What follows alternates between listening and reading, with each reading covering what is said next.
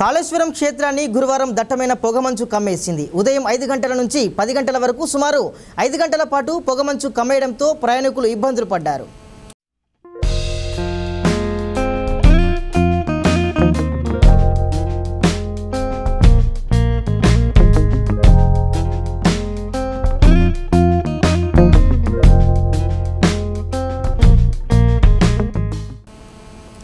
సుమారు 5 గంటల పాటు పొగమంచు కమ్మేయడంతో క్షేత్రానికి రాకపోకలు కొనసాగించే వాహనదారులకు రహదారి కనిపించకపోవడంతో ఇబ్బందులు ఎదుర్కొన్నారు.